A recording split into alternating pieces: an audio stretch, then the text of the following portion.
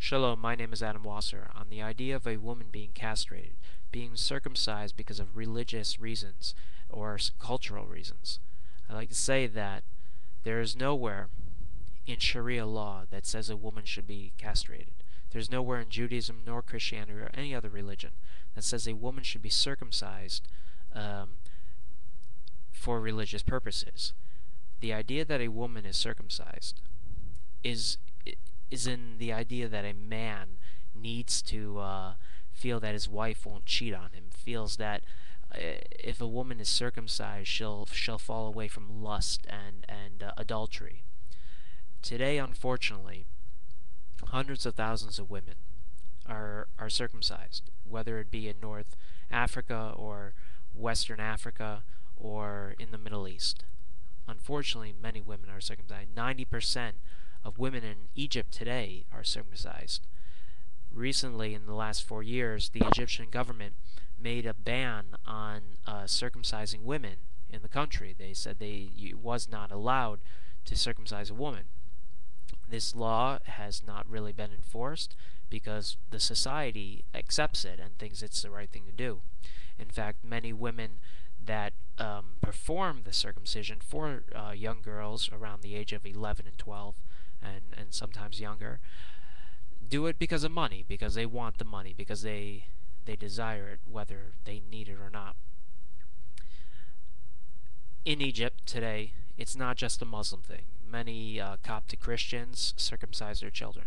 There is a drive to stop this, and it's more appealing for the Coptic Christians to stop the circumcision of women than it is for the Muslims. But nonetheless, it is something that is for the Egyptian society, whether they are Christian or Muslim. In Western Africa, and Nigeria particularly, there's also laws that try to stop people from circumcising children.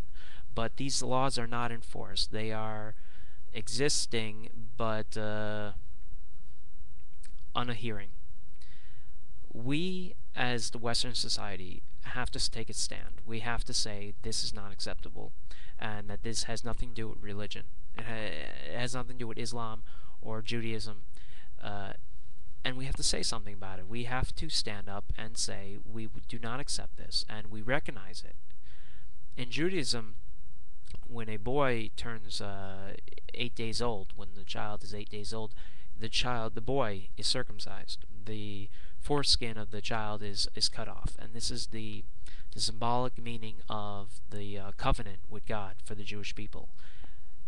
But this does not exist with women, and it has been shown that this is a healthy thing, that boys that get their foreskins cut off is good for them. It prevents penis cancer. It helps in ways. It helps stop AIDS. It doesn't prevent AIDS, but it does. The foreskin of the penis is a sponge, to say, and that sponge absorbs anything that it penetrates, and without it, the man is less receptible to diseases. It doesn't stop it from happening, but it is helpful to have not having a foreskin. But with a woman, what's happening is they are taking the clitoris of a woman, a virgin little girl, and they are penetrating it. They are cutting it. And this is making it that when she gets older, she will not have the pleasure of having sex. She will not have an orgasm. She will not enjoy lovemaking, if we shall say.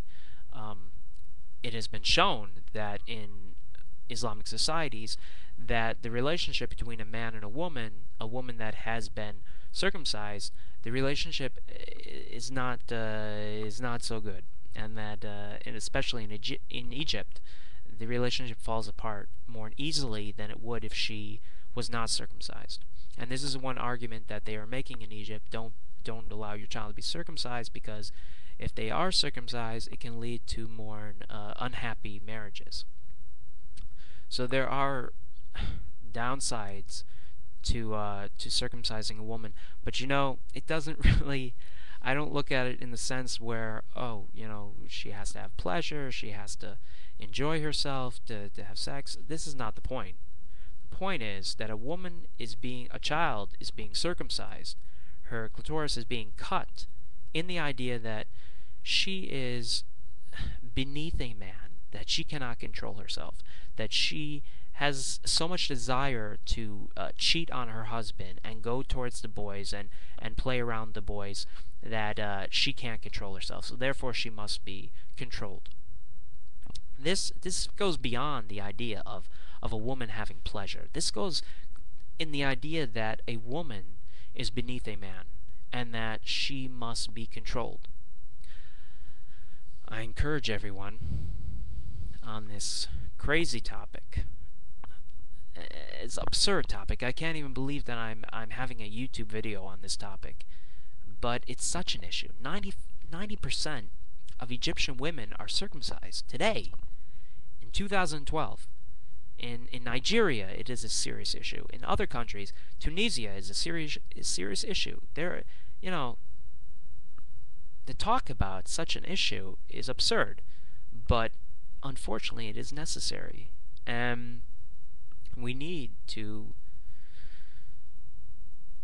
think about this and do something about it, and stand up and say that it is inappropriate. And if any Islamic people are listening to this video, I'm not against Islam.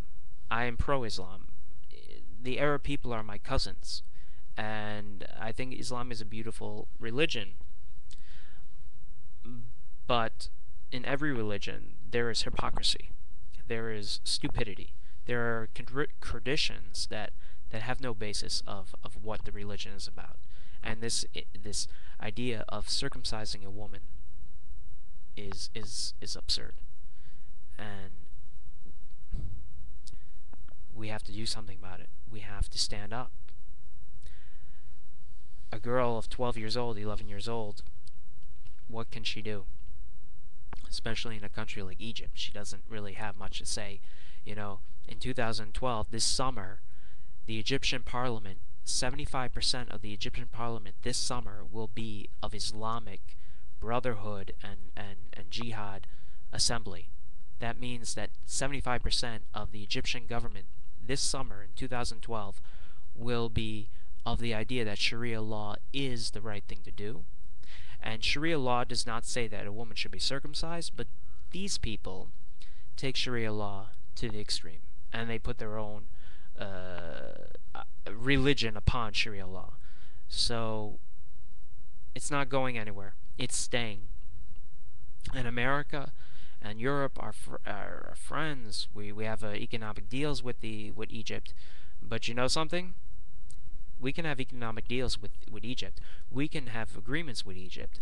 But we can also put our foot down and say that we will not accept Egypt accepting that a child should be circumcised because society says that's the right thing to do. Because society in Egypt is wrong on this point of view. I don't believe in getting involved in other people's cultures and ideas, but this is something that is not intruding on a people's culture. This is something that's saying that we need to stand up for people's rights that are being persecuted, and women, girls in Egypt, as well as Nigeria and other places like Tunisia, are being persecuted. And they don't have a voice to stand up and voice their rights because they will be shouted down. So we must be their voice, and we must stand up for their rights. God bless you all. And Mashiach now. Amen.